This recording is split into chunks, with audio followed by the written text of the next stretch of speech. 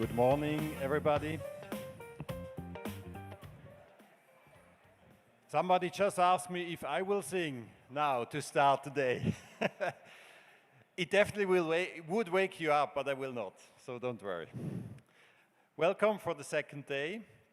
I myself had an interesting day yesterday. I hope you too. And I'm looking forward now to this day. And we'll start this day with built environment topics. As we wrote, deliver resilient, sustainable, and fair buildings and infrastructure. We will have two very interesting keynotes to begin with. These keynotes are representing two worlds, because when we talk about infrastructure and built environment, I think we really have to understand there are two worlds. There are probably more than two worlds and different worlds.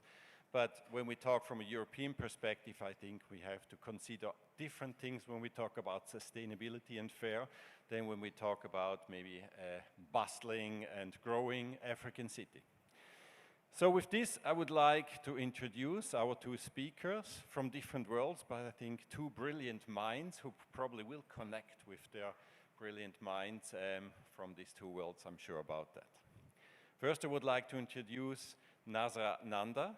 She's a Kenyan legislator, lawyer, and globally respected leader in sustainability, ESG, and urban climate policy. She currently serves as CEO of the Kenya Green Building Society and chair of the Africa Regional Network of the World Green Building Council. With a decade of experience across legal policy and climate sectors, she has led groundbreaking green building initiatives in Africa. Her work bridges high-level climate negotiations with grassroots realities, championing inclusive finance, low-carbon urbanism, and reform of the built environment. So I'm very excited for your keynote presentation. It's your floor. Thank you very much. Good morning, everyone. Guys, come on. Good morning. Thank you so much. So good morning, colleagues, friends, partners, distinguished guests. It's truly an honor to stand before you here in Geneva, a city that has always been at the crossroads of cooperation. From peace talks to climate negotiations, Geneva reminds us of the power of dialogue and trust. And I thank the World Resources Forum team for bringing us here and convening us here today. WRF has always championed resource efficiency, circularity, and equity, values that are truly at the heart of sustainable cities and myself. So it was a no-brainer to come and speak to you all today. I come to you in three hats. One, as the chair of Africa at the World Green Building Council, with a regional lens of a very, very growing region. Two, as the CEO of the Kenya Green Building Society, where my focus is really to champion sustainability at a national level in Kenya. And last but not least, as a legislator and a government representative in the government of the county of Nairobi, Africa's green capital. So, what these roles do is really give me a rare vantage point, because I work at the global, national, and local level of city transformation. So I stand here before you today to carry a story of the struggles and the solutions of African cities. One, I'd like to start by telling you that Africa is rapidly urbanizing at a record speed. By 2050, more than 1 billion people will be from Africa. And the question is simple. What kind of cities are we building? Cities of exclusion, congestion, and collapse? Or cities of justice, resilience, and shared prosperity? The choices we make today will definitely be the answer towards prosperity or adversity. And so when we think about sustainability, too often it's written by the North. But the South, and Africa in particular, holds lessons that the world needs to listen to urgently. And I call this sustainability from the South. It is not imitation, it is authorship. It means that solutions must be rooted in local realities of the African people, Innovation must be born out of necessity and not excess. And when practices are resource smart, because they have to be, then Nairobi, Lagos, Cairo will design solutions that will be lessons in themselves to the world. But this can't happen if justice is not the foundation. A city that is just is sustainable, and a city that is unjust is not sustainable. When floods hit Nairobi last year, in slums like Mathare, Kibra, and Mukuru, it was not the wealthy suburbs that had their lives at stakes. It was the slums. And it was then communities, with myself, that had to figure out how we needed to get 5 boats to rescue people in slum-flooded areas. And so this then means that for the Global South, justice and sustainability means putting the most vulnerable at the center, and not as a by the way. It means that people in suits like myself should not be the CEOs of decisions. It has to mean that we work with communities to co-create these solutions. So, what does collaboration look like? I will give you the case in point through our own KGBS example. No city can transform alone. In Mombasa, what we did is we collaborated with the subnational county government and said, together, we can green certify a public portfolio of buildings comprising a marketplace, a public hospital, and government offices. Because ultimately, if you say we must be sustainable, you have to lead from the top. And through this collaboration, we trained county staff, we helped them understand that the sustainability conversation is also about saving money. And as we stand today, Mombasa has become Africa's first subnational government with an IFC EDGE certified portfolio of green certified public buildings. Thank you. But that's not enough. We then partnered with a bank because we understood that whenever we say there's sustainable finance available for people, where is always the next question. So what we did is we put the money where the mouth is with a local Pan-African bank called ABSA. So together, KGBS, ABSA, and key industry players collaborated to create Kenya's first home eco-loan, which means and appreciates that not everyone wants to have a green certified home, but you can have tiered retrofits, starting with small improvements to your home. But at the tail end, to incentivize this transformation, now Kenya has its first home eco-loan that gives customers up to 110% financing based on the green agenda. That is practical, that is inclusive, and that is the solution to the sustainable finance equation. So we're proving that it's not only doable, but it is affordable if we work together. And so I want to tell you this. Africa's not here because we want to beg for an opportunity. We're at the table and we're saying that solutions need to reflect the people driving them. So in Lagos, where Africa's first bus rapid transit system is operational, we are now working towards ensuring that this BRT is now going electric.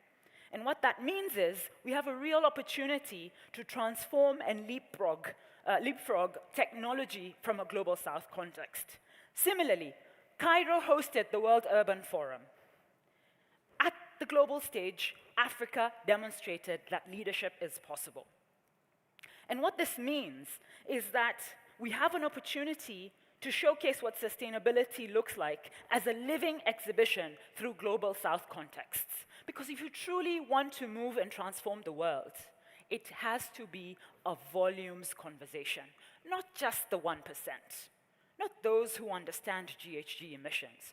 No, it has to be a conversation that reflects a common man and woman who understands that today, if I utilize solar energy, if I cook with cleaner cooking technology, my health is better, my costs are lower. That language is what we need to communicate to the common people. So, if Africa urbanizes through sprawl, fossil fuels, and inequality, then the world's climate goals will collapse. But if Africa urbanizes through justice, collaboration, and partnership, we then have a new model of sustainable urbanism, one where no one gets left behind. So I'm speaking to you not as a CEO or a legislator, but truly as a daughter of Africa. I've seen what it means when slum dwellers are fighting for their lives when there's a flood. I've also seen subnational governments be open to the possibility of investment if they do the right thing. These are not isolated stories, but they require us to be intentional. And what is it that I'm asking you to do today? One, I need you to listen differently. Treat knowledge from the South not as a case study, but as a compass. Two, finance needs to be equitable. You need to direct capital into specifics: affordable housing, resilient infrastructure, informal settlement upgrading. And then we need to partner boldly. Governments, financiers, and businesses must act as one if we truly want to unlock the power of community. And let me be clear about what we're building in closing and where we need partnership, at least from a Kenyan context. Currently, we're working with government to mainstream green standards. And if this happened, then we have an opportunity to make affordable housing sustainable, inclusive, and resilient, which will then mean we have an opportunity to unlock green financing for affordable housing. We are also advancing alternative building materials and technologies. Again, this has an opportunity to lever low-carbon materials in the public realm and the private sector realm. And lastly, we're also prioritizing people at the heart of the urban agenda. Through building climate resilience for the urban poor, we are trying to unlock the power of communities in driving resilience. And, of course, when we talk about finance, we've worked on gender-focused green finance in the context of affordable housing. And we realized in Africa, there's no product that targets women. And yet women, somehow, are always told they're the backbone of the home. So, when I come to you before, I'm asking something simple. Can we put our money where our mouth is, be specific in identifying these opportunities, and together unlock how we can leapfrog Africa into a sustainable world where no one gets left behind? And so I want to say that Africans and the African urban agenda is not a footnote. It is the chapter that the world can't afford to ignore. And so, I challenge you to think boldly and collaborate with those who think differently, because growth comes from discomfort and not where we're comfortable. Thank you.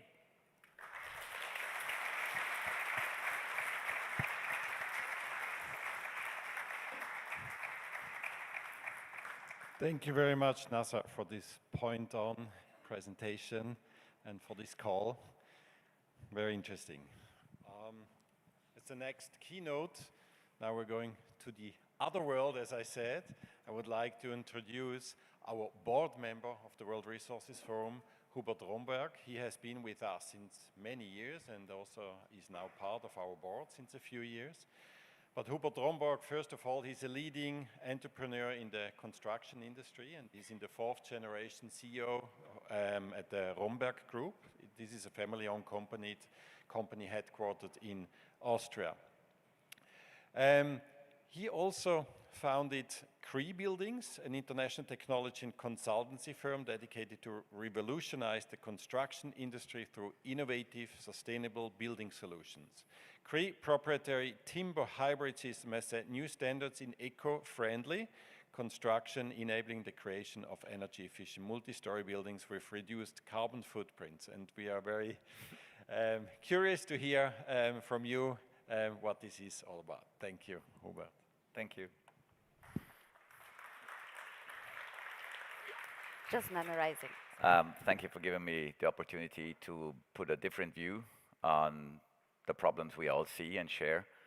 I'm one of the few industry guys in WRF and in the board, and for me it's a very interesting lifespan to have these discussions with science, with the other view.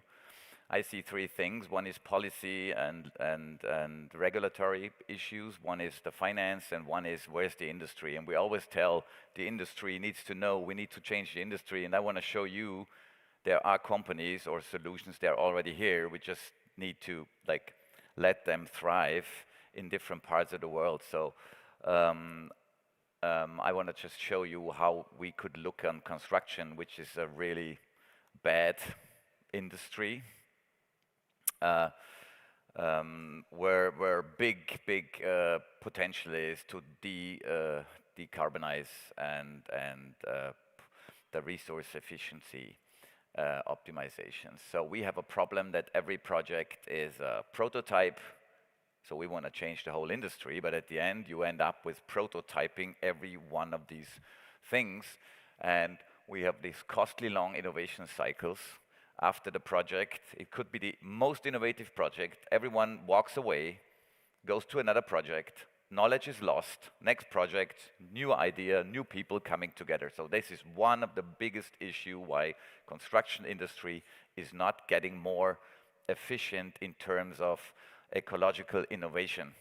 And that's what we try to address with the concept. We have an open source sharing platform concept to enable other construction industries in the world to make a difference. Because I realized even my company is quite big, over $1 billion turnover and 4,000 people, I don't make a difference. If I make 3 or 4 very innovative, sustainable buildings, doesn't make a difference.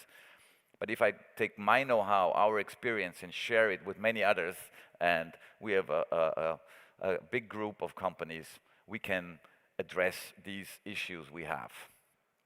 So I don't have like to explain to you what the problems are in an ecological point of view, but the inefficiency is a huge problem. On the other hand, with this innovative or more sustainable solution, we can boost efficiency now in terms of automation, prefabrication. New different methods are possible with bio-based material, which is not possible with the old way of thinking. So now we tackle the problems even from an economical side, which is very, very powerful. But the problem is the process itself. It's fragmented, non-transparent. You're looking for what type of material is in the supply chain? How can we make this ESG ready, whatever? If you have a digital twin, and we have this in the product, you have every information. You define the supply chain. You don't go after the material and find out what's in there. That's a different approach. But it's always, then you should go away for inventing the wheel new every time. So I will not be too long with that, but if you build a prototype, everything of those things on the left are always new, and you combine that in a new way. If you have like a system concept, you stay with the same concept and can improve it with every project, but not inventing it new. And you apply it to the local design. So I'm not talking about a design which is a system. It's always, and I will show pictures, very, very open. So we need to have something which is efficient and scalable, because we have all these regulatory issues, so the pressure comes from there, government push, with the private pull of big corporations, and we have the money. There's at 11, there's a very interesting panel about how investors and money influence that. So, and the investors don't want to sit on a stranded asset. If today you build something which is not sustainable, you cannot sell it in 10 years, forget it. And those investors, they invest and they have in mind that once they want to sell it again, if you sit on something which is not sustainable, you cannot sell it. So things change, and this is the good news. So what I did is 2008, I started a research project, because 2007 I came to WRF and I learned about the ecological backpack, about resources, how bad construction industry is, and I was really shocked. I mean, this is my business, I could do something. So I said, okay, why don't we build something totally different, like a more bio-based approach with less ecological backpack, with less energy input. And then we started a research, and 2011 I built this one. This is an 8-story, was the highest wooden building at that moment, but it's already like 13 years ago. then we worked as a general contractor, and we said, that's not gonna make a difference. And then we said, let's make a collective. Let's pull in other construction companies. They don't have to learn it from scratch. We give it to anyone in any country. We just want a reliable partner we can count on, because it's very important that we keep the quality, that we keep a faithful approach to that, the way we work. So that's why we are now a platform, and this is a total different approach.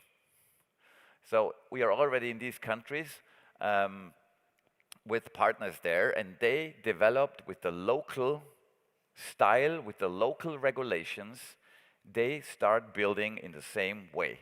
And this is very fast moving. So anyone in the room can address me after. I have this country, I want to make a difference there. And we can be very efficient, very cost efficient, like you can make it very luxurious, you can make it very, very efficient for any country in the world. So we could give the know-how to anyone, and that's why I built this. So talking about products, we have a product for residential. One product is office, one is educational, hotel.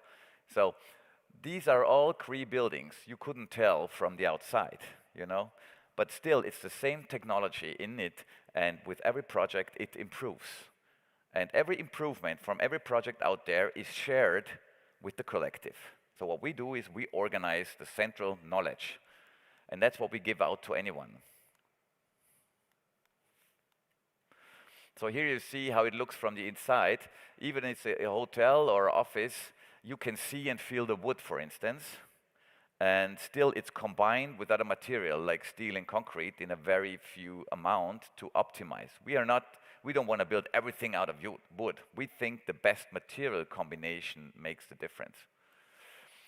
And here you see like the facade elements. When you look at these houses, you don't have the feeling that it's a standard, like how you say, not so nice, you know, because it's efficient. That doesn't mean it's. And here we have this potential of variety, like for a hotel solution. In the same footprint, you can do any type of rooms, anytime, and you can change it after.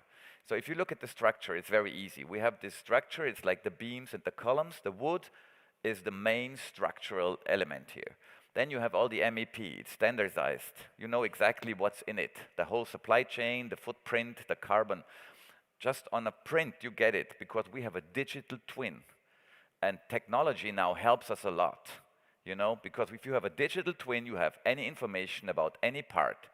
What's in it, how much does it cost, where does it come from, when does it have to be on site? Just imagine the efficiency now coming in, even with autonomous architecture and machines.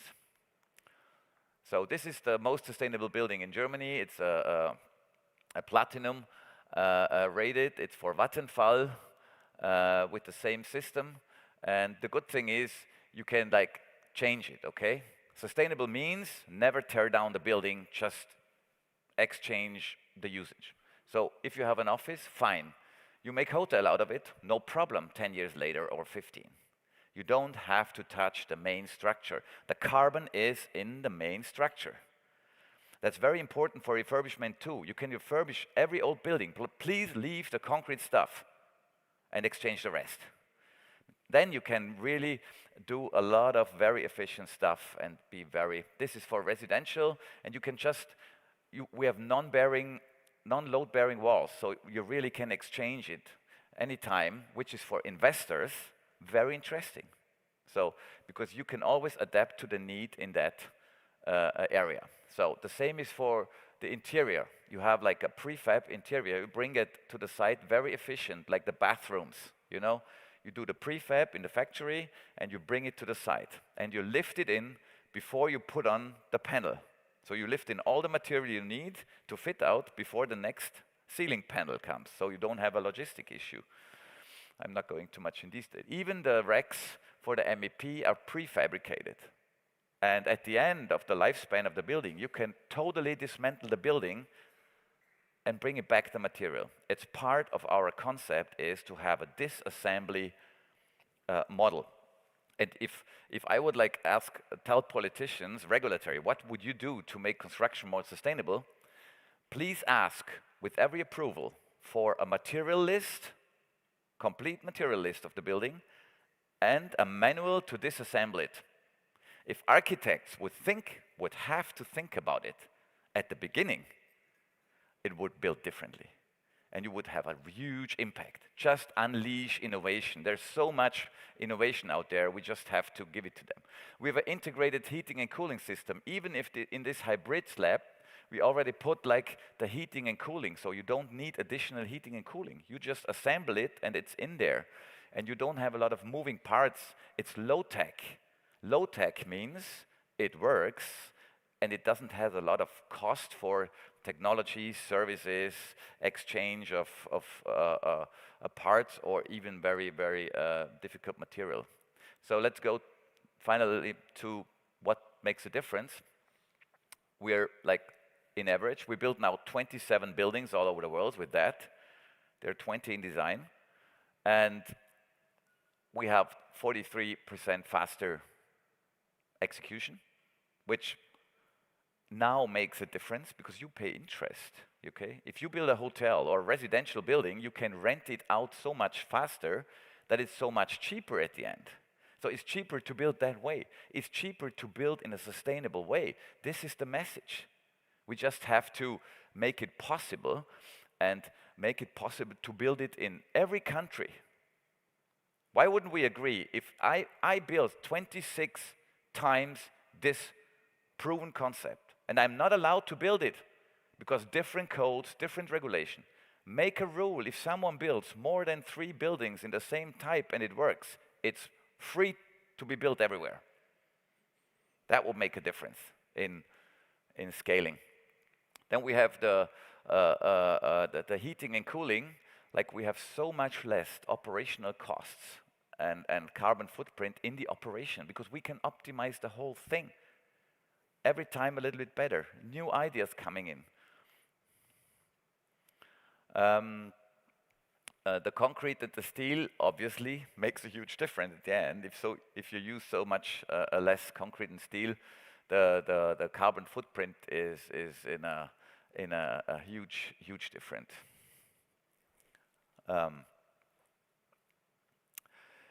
So, if you compare with conventional, what is conventional? Usually we make exact calculations because we have every material. We have in the model, in the digital model. That's why we can calculate quite clear how the footprint of this building is and how it is in operation, and so we can compare it in a very good way.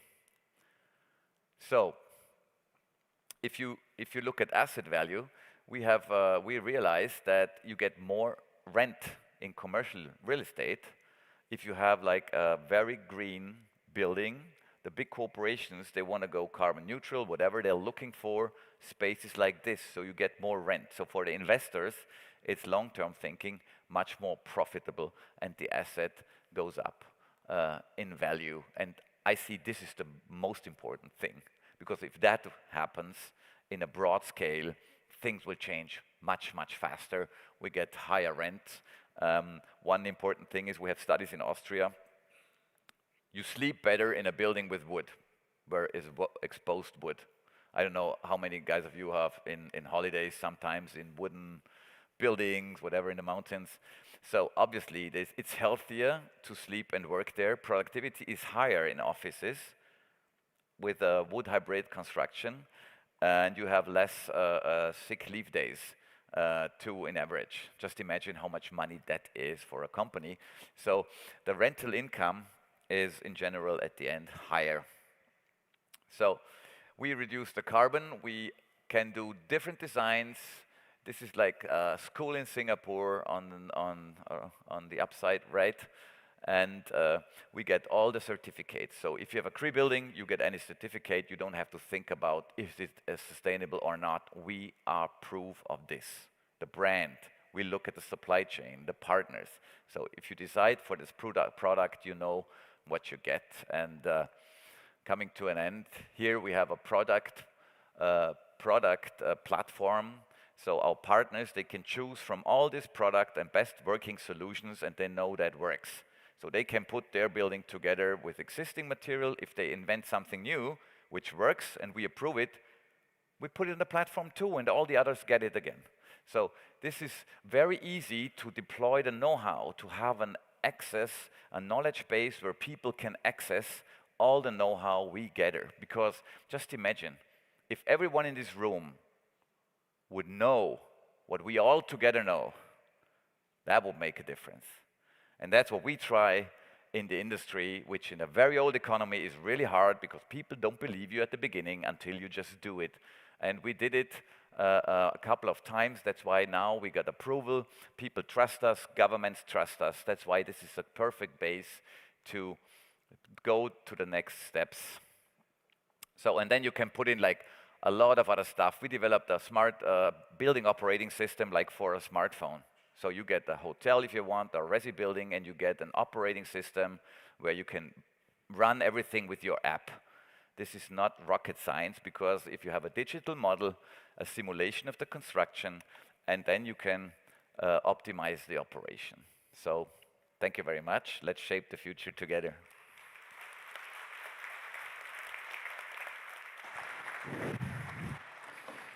Thank you very much, Hubert. 2 years ago, somebody told me, you're debating too much problems at your conference, and I'm very happy that we're actually getting entrepreneur skills, and we're actually talking about solutions. And this is also food for thought for the panels, where we have more brilliant minds discussing such solution, maybe also some challenges. And the panel will be moderated by Mona Mohamed. Mona Mohamed is a Program Management Officer of the Lifecycle Initiative, hosted by the United Nations Environment Programme, based in Paris, France. In her role, she works closely with the building and construction and the mining and extractive high-impact sectors. Mona's background is environmental engineer and women and gender studies. Before joining the UN, Mona worked as an advisor supporting the humanitarian response in Yemen and Sudan. So please, Mona, and I also kindly ask all the panelists to come to stage. And with this, I hand over to you, Mona. It's your panel.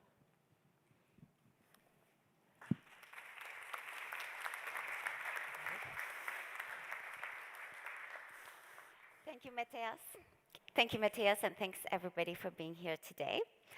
I will start by giving a short introduction of the work that we do in UNEP on buildings in the Global Alliance for Buildings and Construction, and then we will move to the discussion that we have planned for today.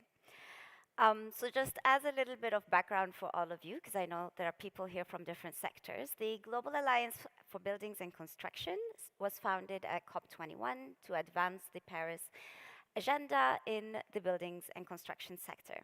And you might ask why. That's because the building sector is responsible for about 50% of resources use, almost 40% of carbon emissions, and about 30% of global waste. So solving the buildings and construction problem will definitely help us advance this agenda forward, and that's indeed what the Global Alliance for Buildings and Construction does or works on with our members, with over 300 members from governments, private sector, civil society, research, and intergovernmental organizations. We all work together towards a zero-emission, efficient, and resilient buildings and construction sector.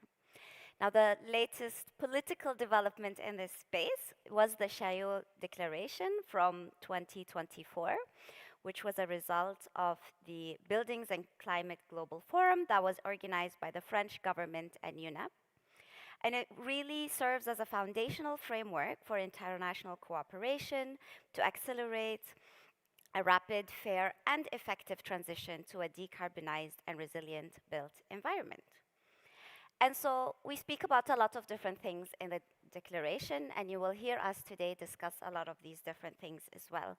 We talk about roadmaps and regulatory frameworks. We also talk about financial frameworks, public procurement, collaborative value chains, but also how we can share the knowledge, build everybody's capacity in this space, and make sure that we are able to adopt labels, standards, and certifications that help build the common basis for the discussions that we have.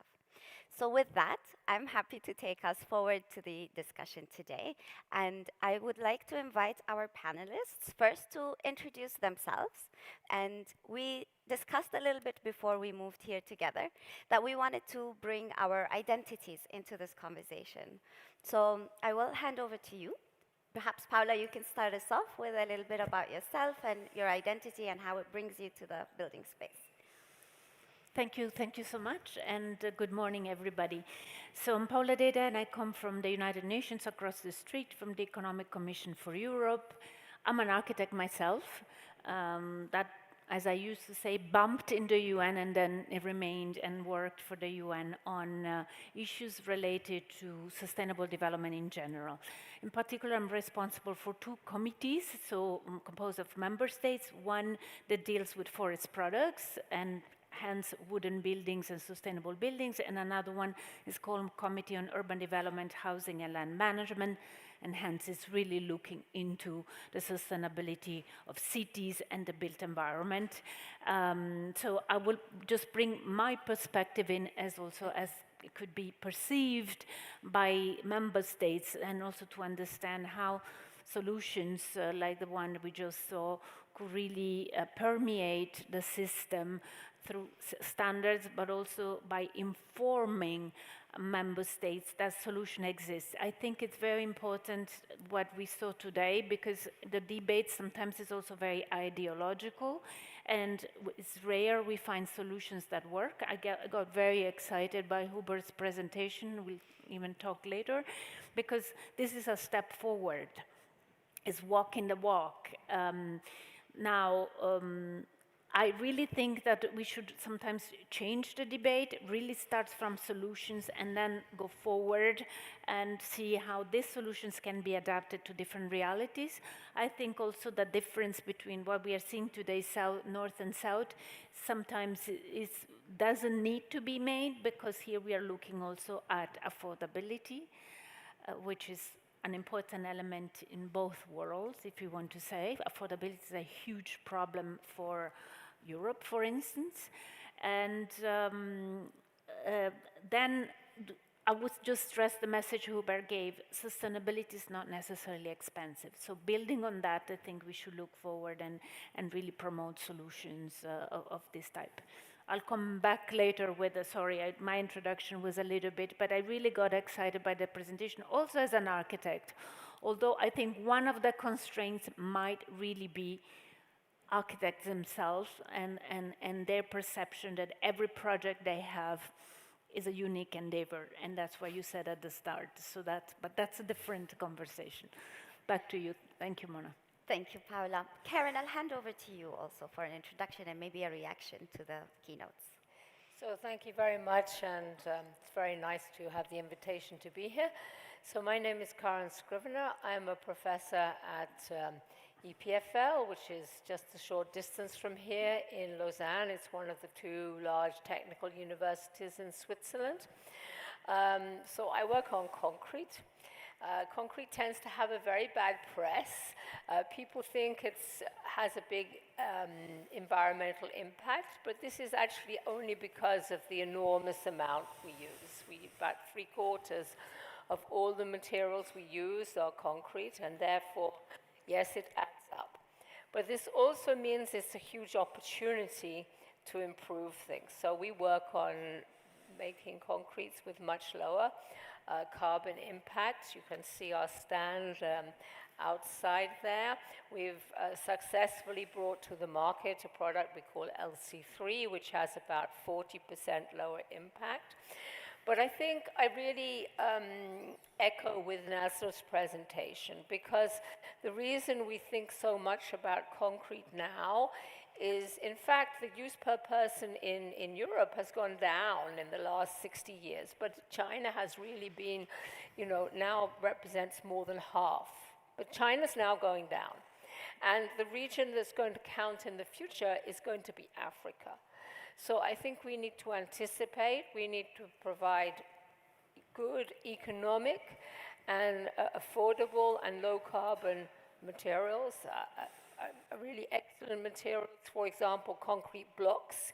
Concrete blocks may have up to 90% lower carbon footprint than fired clay bricks.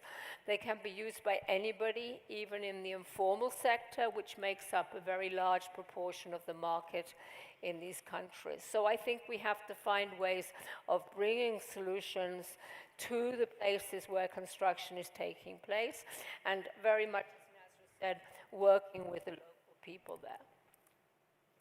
Great. Thank you, Karen. Hubert, over to you for your introduction and impressions. My name is Peter Richner. Thank you for inviting me here. I'm former director or deputy director of EMPA, a Federal Research Institute of Material Science, and I'm dealing mostly with technology transfer. So we do all this nice research, we write all those nice papers, and then what happens? I don't think anybody in the construction sector ever read a Nature paper. Just can forget it. So we need ways to bring it to the market, and what we really are focusing on, very similar to what Karen said, is low or even negative CO2 construction materials, because the construction sector is the sector which uses most material.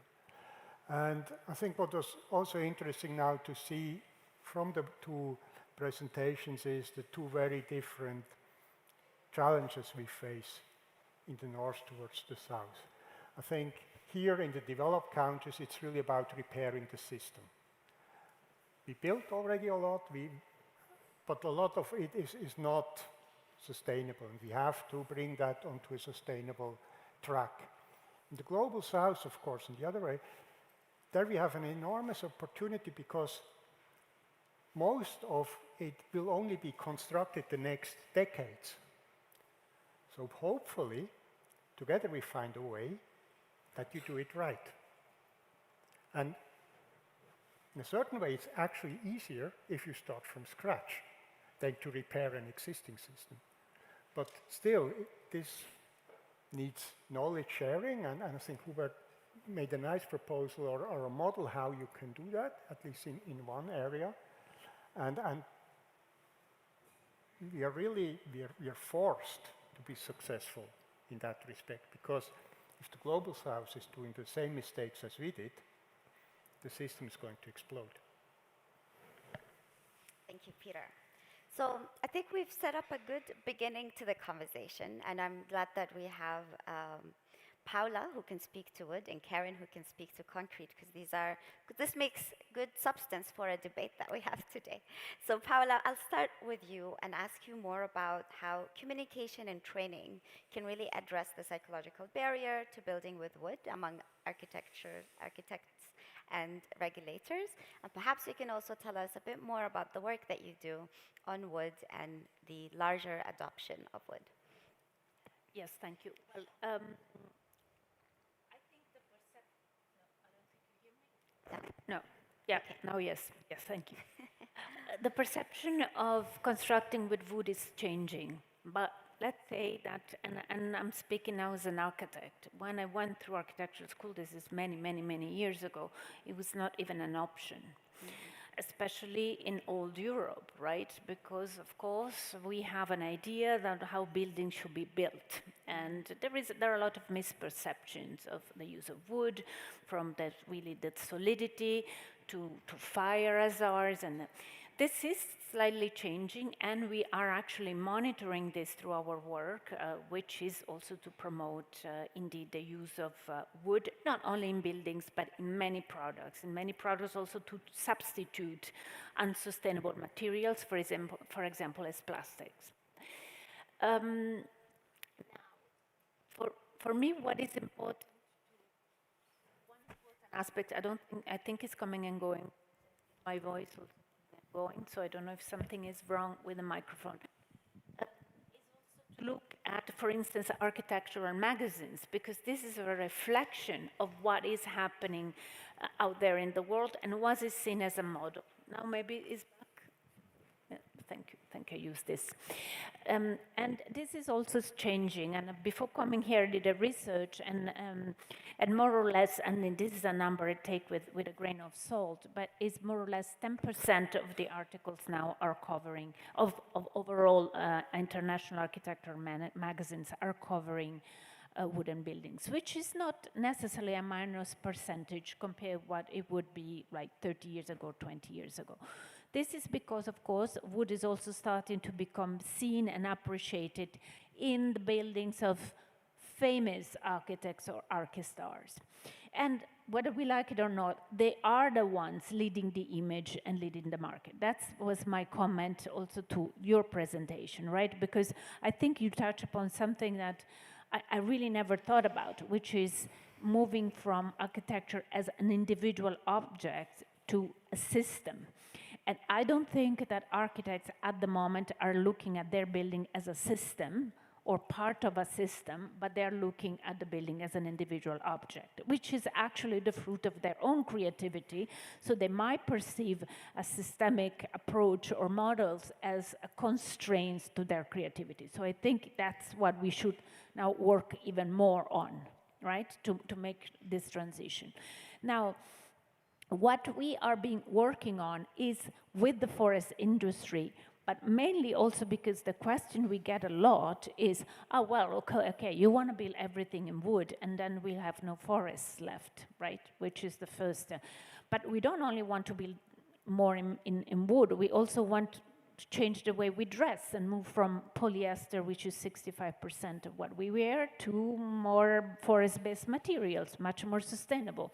We want to substitute many plastic objects with more wood-based materials. So are we going to be without forests? And this is the other side of our work, which is the sustainable management of forests. You cannot have forest products, more forest products, without more sustainable forest management in forest. Trees regrow, right? So the issue is how to promote sustainable management of forests in all forests, not only in our region. We do it mainly, UNECE covers North America all the way to Central Asia. But of course, this is also the objective of other UN and international organizations dealing with sustainable forest management. There are many ways this is done. This is happening very much in Europe and in our region. Deforestation is under control in many countries. Of course, you know, the one thing is the narrative, and overall I agree that, of course, deforestation is happening, and especially in certain parts of the world, but it's also true that in many others, forests are used sustainably. And what we also do is we monitor this use to make sure that we always have the right number and data. So this is also what my office does. The forest section is called Forest and the Bioeconomy. The committee we serve is Committee on Forest and the Forest Industry. So you see, is always the relationship between the two. And this is why we have, for instance, an interesting platform that is called In Forest, whereby we upload data that we get from countries really to monitor the situation of forestry, but not only the size of the canopy, but many other data points which allow us to understand whether countries are managing their forest sustainably or not. So I think this is important to know that whenever you look at a resource, you have to look also at the availability of the resource, and that's what we do with wooden buildings. I understand that models like the one proposed by Hubert are not limited to wood, so it's other sources and other resources you have to use, and you have to look at their sustainability. And this is also an important aspect, because we don't want to necessarily be mono material, I don't know if you can say that, but it's really the combination of what is the best. And when you come to a sustainable model, that's important to be analyzed and promoted, because this is where you find the balance of uses as well. Thank you, Paola. I think you make a really good point in terms of not really focusing on one material, but looking at a range of materials and finding ways that help us decarbonize the materials sector, but also looking at how we can innovate in this space. And so here I feel like I want to ask each one of you a question just going off what Paola was saying. But perhaps I'll go to you, Karen, and talk a little bit about concrete. We know that a lot of the emissions come from the clinker, and that's where a lot of the innovation is in this space. But also, concrete is quite heavy on its use of sand. And we hear a very similar question to what we hear Paola faces on every day in terms of the forests are going to disappear. We also hear our beaches and the sand is going to disappear. So do you want to comment on that? Yeah, I mean, first I think to come back on Paola's comments, I think a lot of recent reports have really shown that deforestation isn't under control. And, you know, even here in Switzerland, about 2/3 of wood used for construction is imported, often from countries that have rather questionable practices. If we wanted to replace just 1/4 of concrete with wood, we would have to plant new forests 1.5 times the size of India. And, you know, even if we could do that tomorrow, which would be wonderful, this wouldn't really deliver much by 2050, which is what we're looking at.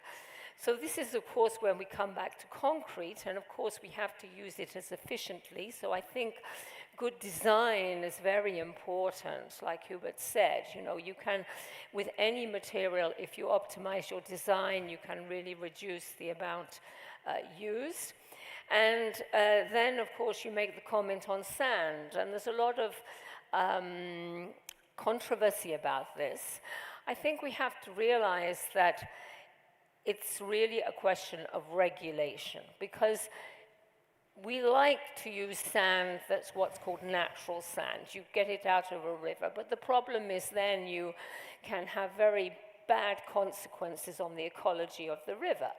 But you don't have to use this so-called natural sand. You can actually make fine rocks from any kind of rocks. Often you can even use waste materials. I mean, we need to explore these new solutions. We have huge amounts of mining waste, for example, everywhere in the world. And a lot of these mining wastes could be reused as sand, but we have to have good ways of qualifying whether they're safe to use, and also we have to put in place the regulatory environment to make sure that people don't just take the easy option, which is going to take sand from the river and having bad consequences there. So, you know, it's part of the whole system. It's, the resources aren't really missing, but we have to make sure people are taking them in the right place and reusing stuff that's otherwise being wasted. Okay. Well, I think this brings us again to the conversation about the whole system, both on a as we look at the value chain, looking at the whole system for the value chain and for the different actors, but also as we're looking at building and the developments that happen in building. So in my mind now, I have two questions about the tech transfer as well as how can we unlock finance? And I think, Hubert, I'll hand over to you, because I saw your map where you have all of the projects in countries in the global north, and I've noticed that you didn't quite have many in the global south. So I'm curious to hear from you on what maybe are some of the challenges or some of the ways in where you can unlock financing to go more into the global south, and perhaps also the role that the tech transfer plays in that. I think those things go together. I mean, why is someone investing? Because he or she wants a cash-generating asset at the end. Mm-hmm. Okay, when I look at the building as a product, at the end it has a function, and for the investor it should give a return besides the use for the people. And so the risk, they want to have low risk for their return. Then they are more interested to go to certain places. So if an investor is sure that they get the product or the investment in a way they plan, and it's not like 1,000 problems which are probably solved, probably not solved, it will unleash a lot more interest. And the power, I mean, the market of the global south is like huge. I mean, this is huge. And the possibility to build it local, that's what we try to show. we localize this product. So this product will be used in a local way. Like the architects, they have the freedom of the world, but if it's not just can't deliver some iconic architecture one-off, that's something else. But even the Berlin project is by Joban Voss, like star architects. They use CREE, which is very important, but they know in the inside, they use a certain technology, so you can adapt that to any type of region, which helps then to understand for the investor, okay, that's a certain quality I get. Doesn't matter where it is, with the support of the local like supply chain and know-how. So I think this combination will help a lot, and they cannot ignore the growing markets in the south, so they will go there. And even Blackstone, they go away now a little bit more from their old markets, whatever. They look now into infrastructure and scalable models in other regions. So let's see. Thank you. Peter, if I may pivot to you, ask the same question in terms of unlocking finance and improving the technology transfer, but with a special focus on how can we do that without reinforcing inequalities? Well, I mean, there are a lot of potential technologies available that we could use. They have to be proven. We have to be sure that they work. So this is part one. But then you need a boundary, a framework which allows to tap on the potential of this technology. Take a very simple example, PV panels. We know a PV panel is going to produce electricity for decades if the sun is shining. But to really make most out of it, this PV panel should be integrated in something we call a microgrid.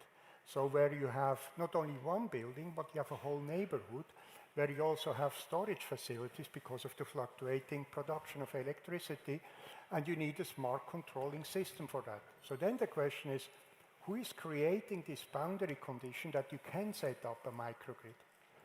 And who is operating it? And of course, at the end, someone has to make money with it. But if this is very clear, if this is not going to happen, nothing happens.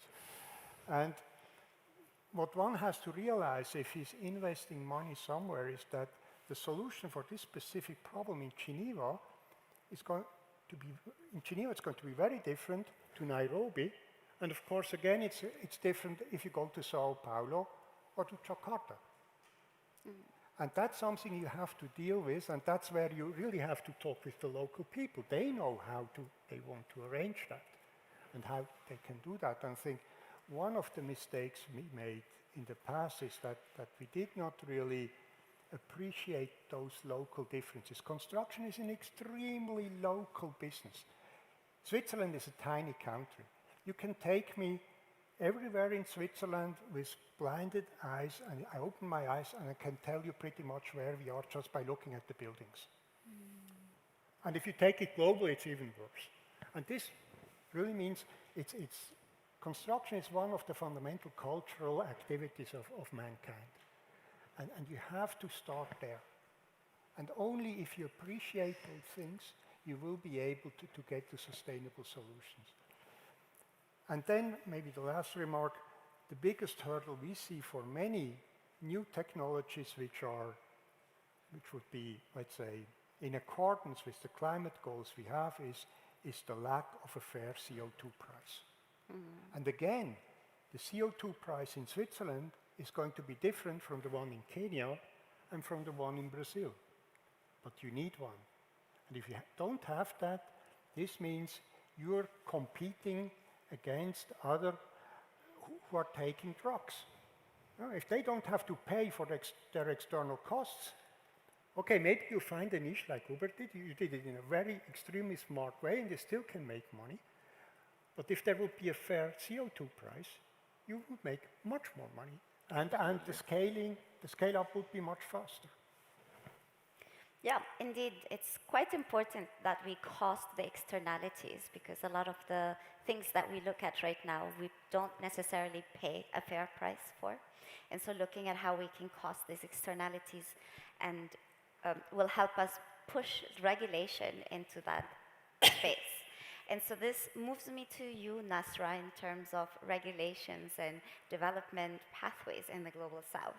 And so I am curious from you in terms of how we can ensure that the building stock reflects a local identity, and how does that link with the environmental sustainable conversation that we are having? Thank you, Mona. I think I want to first start by making a brief comment on the finance part, because it then builds on the pathways. I think the biggest hurdle I've seen so far is that, in principle, finance and tech must be enablers of transformation and not gatekeepers. However, the reality is that often finance and tech seems to be a gatekeeper of transformation, especially in the Global South. In part, I don't know if the issue is financiers themselves don't understand their role in facilitating market transformation, because they are constantly keen on the 1% rather than, the market itself. And I think by doing that, then they're also sabotaging their own businesses, because the more people need your products, the more then you can be able to green your portfolio, which is a requirement, at least in Kenya, to report to the central bank. So I think they need to understand that they have to look at the market and then de-risk the projects within the market with local realities in mind. And that then means that sustainability has to be the default, not the premium.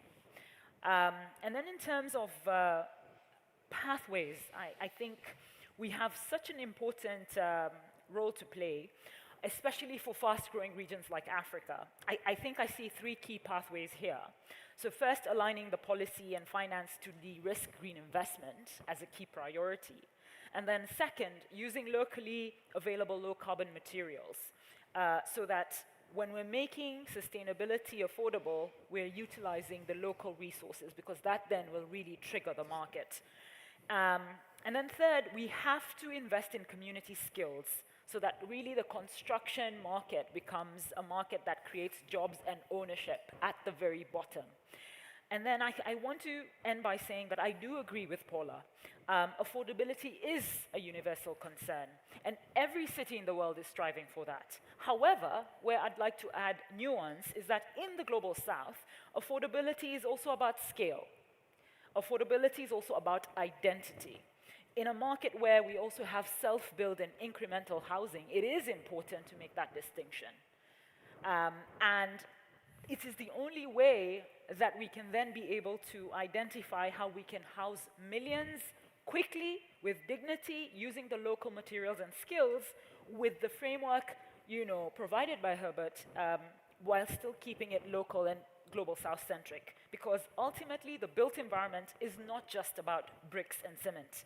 It's an ecosystem of opportunities, a platform for dignity when it comes to community, prosperity for businesses, and definitely legacy for government.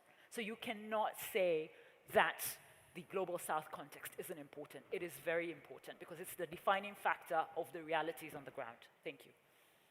Thank you, Nasra. And Paola, I'll come back to you.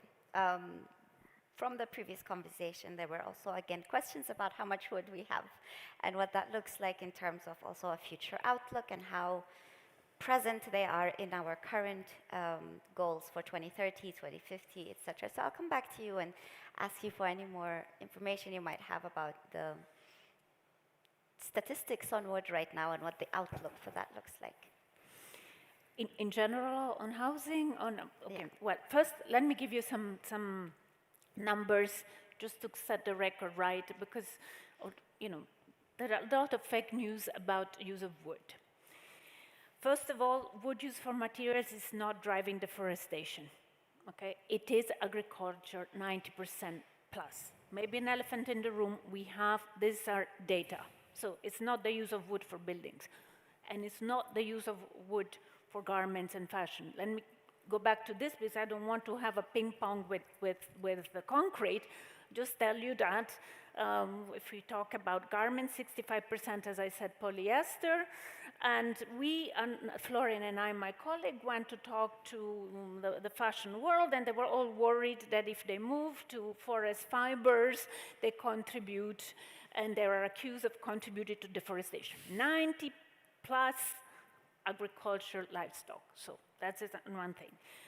Other important fact, wood construction is certified to use wood from certified sources, FSC, PFC, and there is enough wood to significantly boost wood construction in Europe or China. I have to go back to this. So there is enough wood to significantly boost construction in Europe and China without impeding sustainable forest management. These are facts, and this is the outlook also. So if you're interested in that, we have an outlook study that we publish every 10 years, so you can see the one for that I think is up to 2050. One more important aspect, using wood for long-term material use creates income and livelihood in rural areas, and this is very important, and is an incentive for sustainable forest management. So these are actually facts that we discuss with our member states and research we do and bring to their attention. This is one aspect, just to be clear on wood. In general, on affordability, I think I also agree with Nasra, there is a difference from north and south, which is not so much the issue of identity, because we have the same also in the north. There is an issue of availability, because, for instance, the problem, and something we are addressing in the committee session that is coming up in October, if you're interested, in Europe, there are many apartments available and are simply empty. This is a huge issue, and this is used again when it comes to legislation and standards. Just give you an example, as I read it on the newspaper last week, this is not my number. In Milan, there are 10,000 apartments that are empty. Then, of course, there is a lot of discussion that, okay, it's Airbnb, it's rental, okay, and Airbnb and short-term rental are 1,000, which is also a big amount. 10,000 are empty. So what are we doing with these 10,000 apartments that are empty? And this is due to legislation that is very strict and rigid. It doesn't allow you to rent your apartment the way you want or to claim the rent in case you're not paid. Just a specific case. This is very common in the rest of Europe as well. So when we look at this, I mean, affordability and sustainability, we cannot forget this. This is not the case in the south. You don't have this apartment that are there and are available. And this is a major difference. So when we look at Europe and northern part of the world, we must address these issues as well, which is really how you coordinate, how you organize the rental market and also the property market through policies and regulations. Now, when it comes to, just to comment on what Hubert was saying on the issue of architects and iconic buildings, I agree. But it's also true that that is what leading the collective understanding of what architecture is. And we don't have an understanding that architecture is actually also social housing. Is also affordable housing. Paradoxically, this was the understanding 100 years ago. If you look at Vienna, most famous architects really built social housing, which is still iconic nowadays, and Vienna is indeed a sort of happy island in the rest of Europe and the world. But if you are thinking of a building of an Archistar nowadays, and I'm pretty sure if I ask around, you all have a building in mind, is not a residential building. It's probably an office building, a bridge, or something else. And this is very, very important for the shift, because it's primarily a mind shift. Also, and it's the proof today, the mind shift to wooden buildings. I'm still here having to give you statistics to prove that it's not going to get on fire or it's not cutting trees. It's not a cause of deforestation. So you see, if even here, where we are talking to research and experts, we can't make this shift, it's very difficult to change the mind of, in my case, member states, right, that are dealing with policies and standards. And I hope that maybe here we can build some alliances so also we bring this to member states.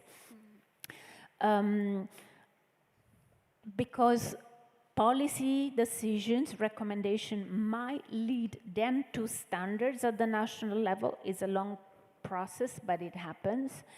But also, of course, in the practice amongst researchers and also architects. And maybe a pilot project would be to involve an archistar and said, okay, this is great.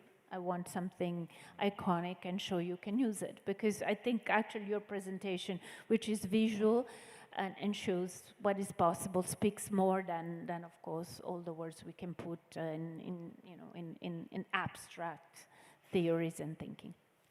Thank you, Paola.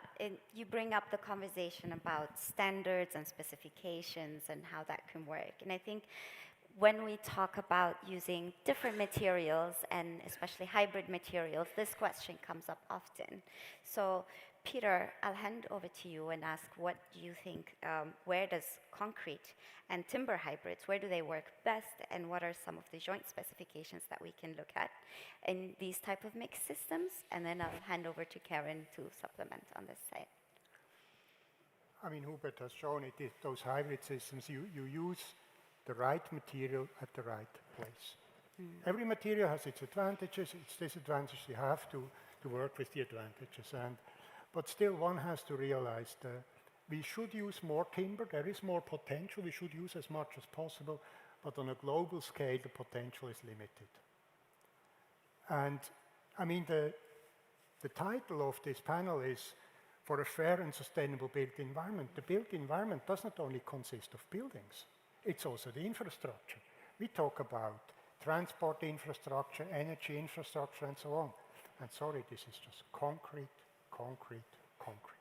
And this is why it is so important to work on the environmental footprint of concrete. And there are new ideas. We also have ideas sometimes, Karen and myself, we disagree on the solutions, but that's research. We go that way. This is most important that we work on that, and we will get to much better products.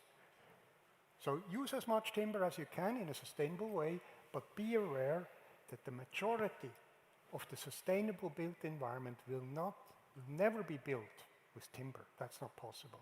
And then maybe just to make some friends around the architects which might be here in the audience. Look, I'm sure in a few years, in most projects, I don't need an architect anymore.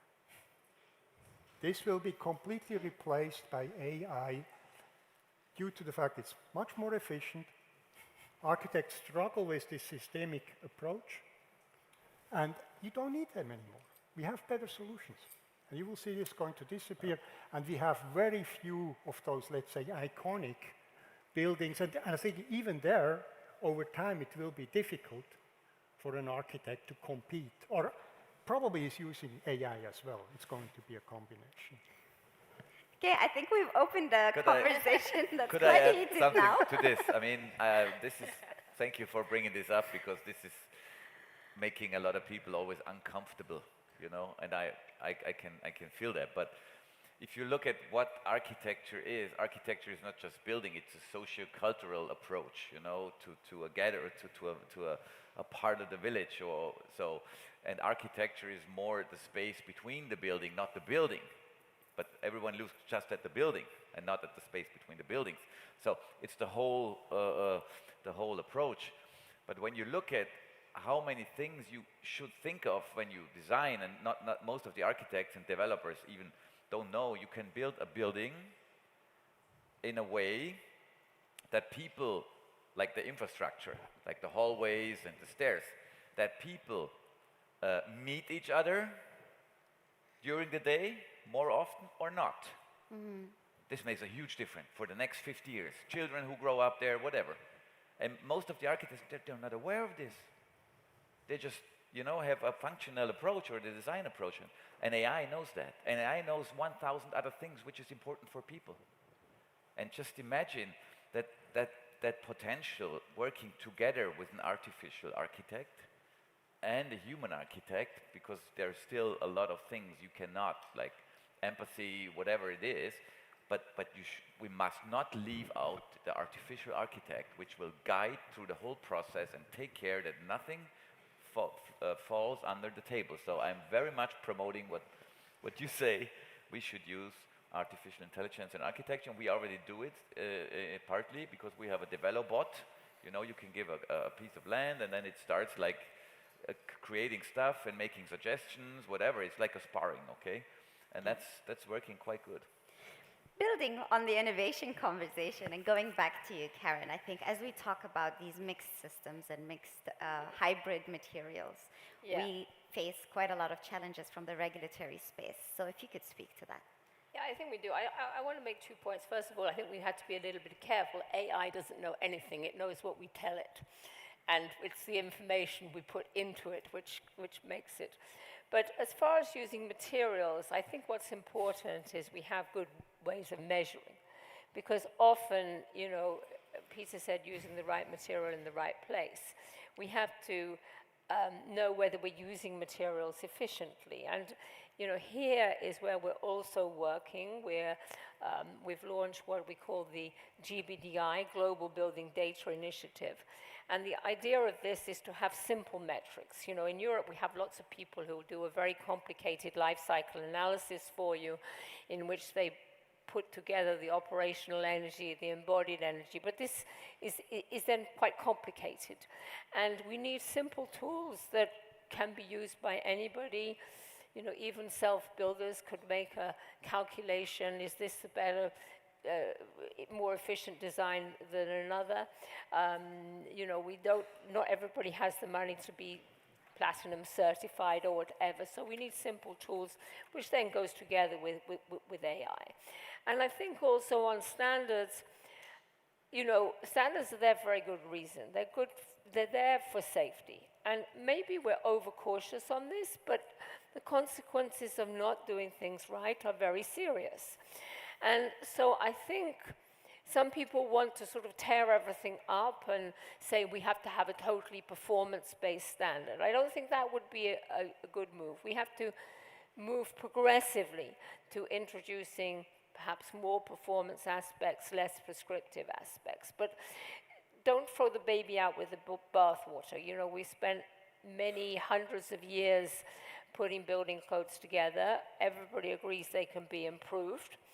But, you know, one very simple way we can move forward is stick to the codes. Many designers say, oh, well, I'm not sure about the code. I'll put in 10% extra material just to be sure. There's no need to do that because codes are already cautious, and that 10% usually represents 10% extra carbon, you know, which is why, you know, prefabrication, thinking things through up front can make these big savings because you work all these things out. So there's all these aspects that go together.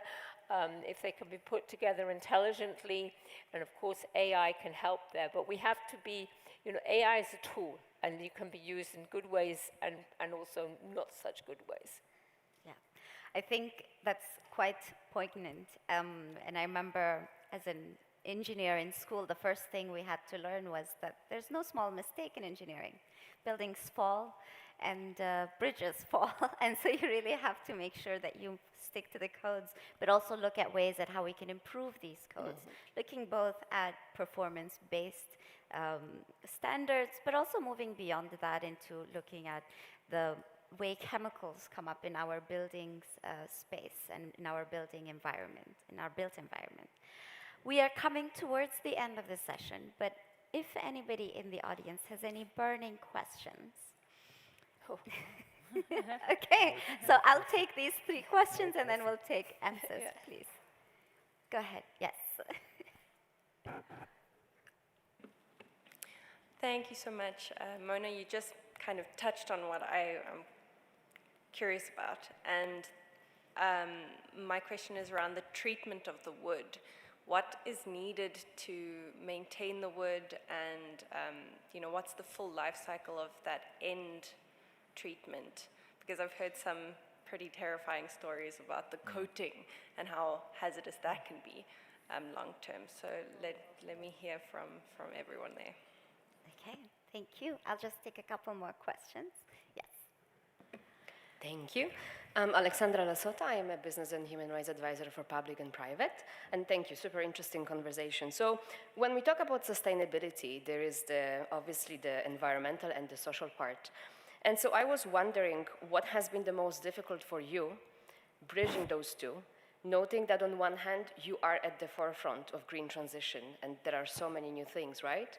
So how do you kind of make sure that you keep in mind what happens in your supply chains, the workers, including the migrant workers, and also the communities that you are working? Because I know it's not an easy task. So I was just wondering what has been the most difficult there. Thank you. Yeah, good morning, everyone. Thank you for having me. I'm Andrea Rosso, graduate from the Master at Tilburg University. I had a question for Mr. Rhomberg. I believe the CREE building is like an excellent solution for the housing market crisis that we're having in most cities in Europe, because it offers like sustainability, efficiency. My only doubt is related to how the property and rental value that you showed, like the increase, can hinder the accessibility and the inclusivity of like a more green transition for housing, because as I intend, the green transition is something that has to be more equitable and accessible for people. Yeah, thank you so much. Thank you. All right. Georg Hess, Federal Environment Agency, Germany. So what I'm wondering for quite a time now, in architecture, I think we have these architectural icons which date back 100 years now, like Le Corbusier, Gropius, even Antoni Gaudí, who all had in mind buildings with interchangeable floor plans, structures that you can change. So the idea is out there for quite a long time, and I think it's referenced quite a lot. And even when you're like reading the publications, even in the, yeah, so it's out there, but why isn't it common? So it pops up every now and then as a kind of new idea which has to go out there, but it's out there, but somehow it's not used, and I'm wondering about that for quite a time now, so I would be very interested in some opinions. Thank you. All right. So we've got quite a lot of different topics that came through from the questions, but Paola, I'll start with you on the conversations. Can you hear me? Yep. Yeah. Thank you. Just maybe a question, an answer. I'll try to answer some of the questions, the social versus environmental. For us, it's been a bit of a struggle because energy efficiency was kind of the mantra, forgetting that the importance of social aspects. The fact is, this year there is the social summit has helped us a bit, also reintroducing this aspect, especially in the work of housing. In this regard, I think maybe if I hear many that are interested in this issue of affordability, so just to remind you that on the 8th of October, there will be a ministerial meeting. So ministers will meet in Geneva to discuss affordability and sustainability of buildings. So if you want to hear what is the political discourse's understanding, is at the Palais des Nations. And what we have tried to do is to bring ministers to make some commitments, so something concrete. There are now at the moment 13 commitments in front of them. And to answer the question of the guy here in front, it's very interesting what you are saying, because the language, and I'm just being factual, I don't take sides, and member states of course can decide whatever they want, but in the initial draft we talked about excessive commodification of housing. We could not keep that terminology. Okay, so it was thought by some countries that see commodification as part of a reality, of a market reality. But we said, well, we are not talking about commodification. We are talking about excessive commodification. Nothing. The language is no longer there. We try to change it, talk about financialization. But this tells you a lot, because we cannot commit to go against excessive commodification. That's a reality. So I agree that for us, this is a main issue. And also to keep this balance between environmental sustainability and social aspects. Paradoxically, social aspects are not in the list. You have economic issues, environmental, that have received enough attention over the last years. If not, I'm not saying we are okay with it. I mean, there is attention, but social aspects have been forgotten a bit. So, thank you. Thank you, Paola. Nasra, I'll come back to you. Thank you. Firstly, I love your question, and I'd say that social considerations are central. Who are we building cities for, projects for? It's people. And I think the challenge has been it's always thought of in isolation.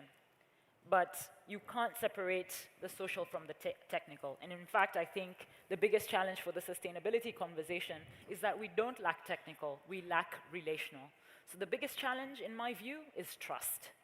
If people don't trust that you're creating something for their benefit and creating it with them, then you can't convince them to join you in co-creating a neighborhood, a city, a project that works for the country or the city. So in this regard then, one of the ways to mitigate this is to ensure that you are co-designing the intended project or initiative. I find that that means then there's not a layer of mistrust between either the government or a private developer. In the context of Kenya, when there was floods, it was the slums that got most affected. And so in saying that we are evacuating you to save you from the floods, they're hearing you're getting rid of us and our homes. So the conversation should have been, even before the flooding, that this is a high-risk area. We propose that we move you to a safer environment for you to be better prepared. So thank you. Thank you. Hubert? Just 3 comments to the wood. Like, we don't use any coating. It's natural, so you can feel, hear, see it. Feel not here, but touch it. Because it's on the inside, obviously, the whole structure. So there's no issue with that.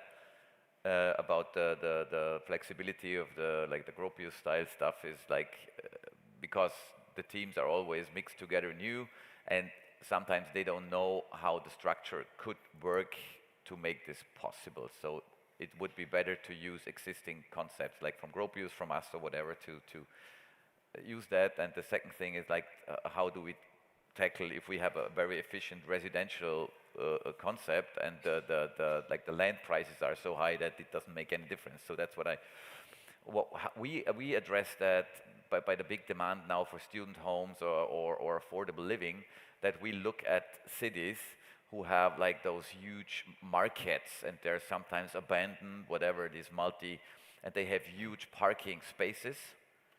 And what we do is we jump on those parking lots. You still can park if you want, or the community or the owner just offers us the space to build upon it. We can build 3-4 stories, affordable residential living very fast, and on the existing covered place. So that's one of the most sustainable things you can do, because you don't need additional place.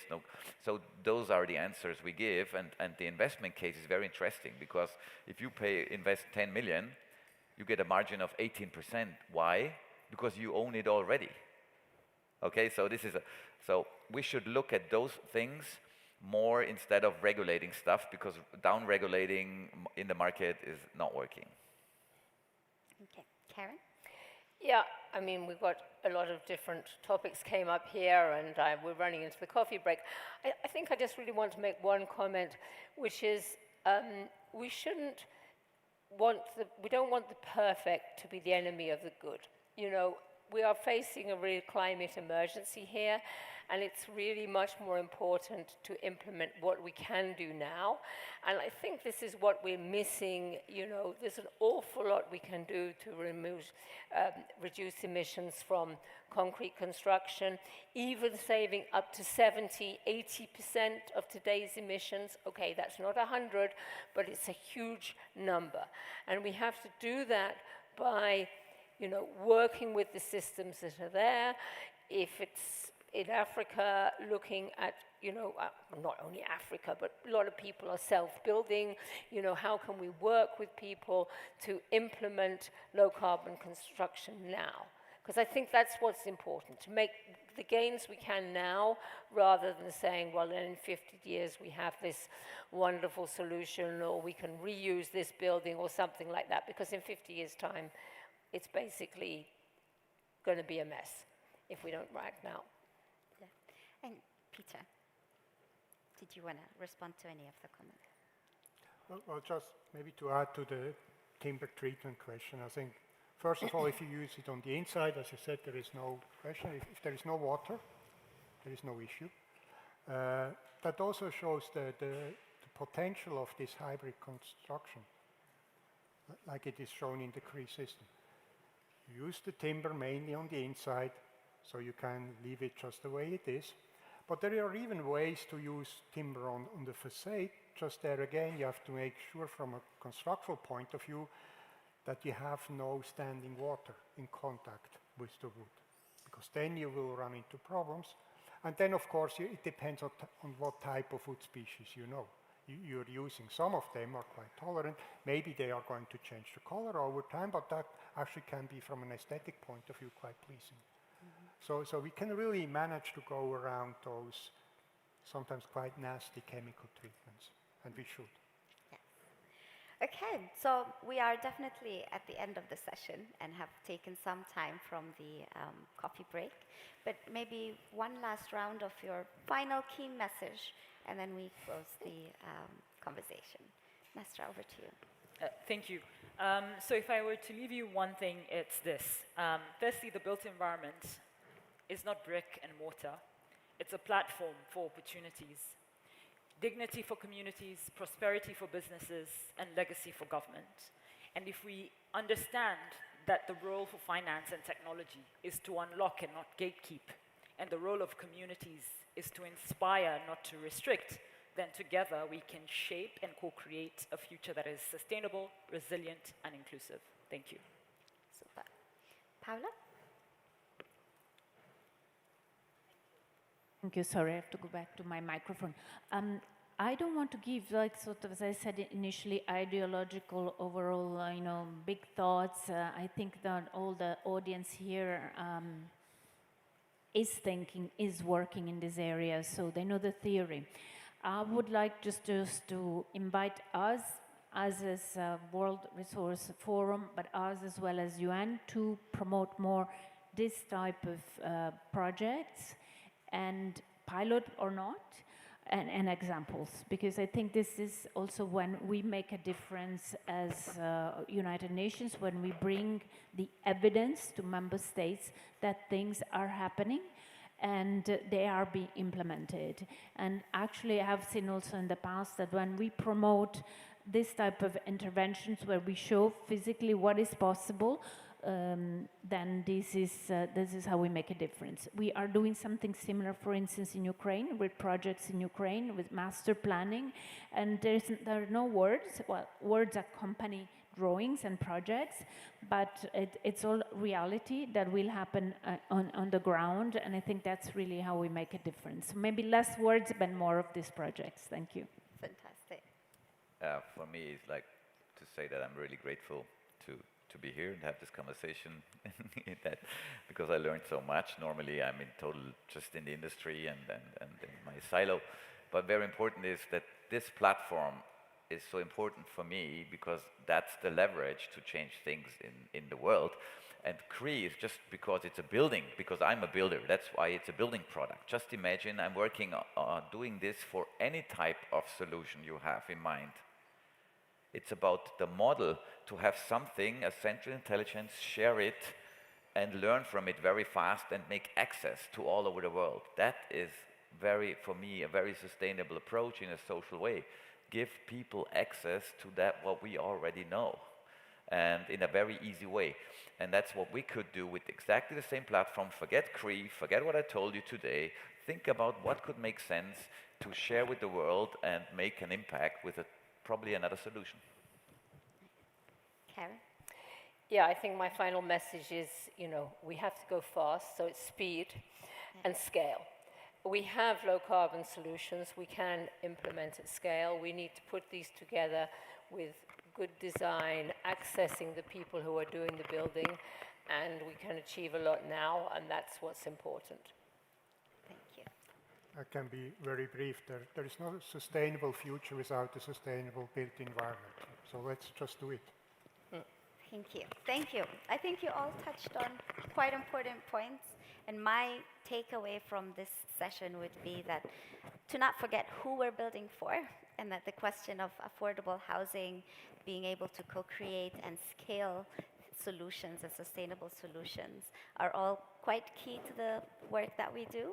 And then lastly, that using a systems approach, both at the building site, but also in terms of looking at all the stakeholders in this built environment is quite key to making advances in this space. Thank you all for being here today, and thank you.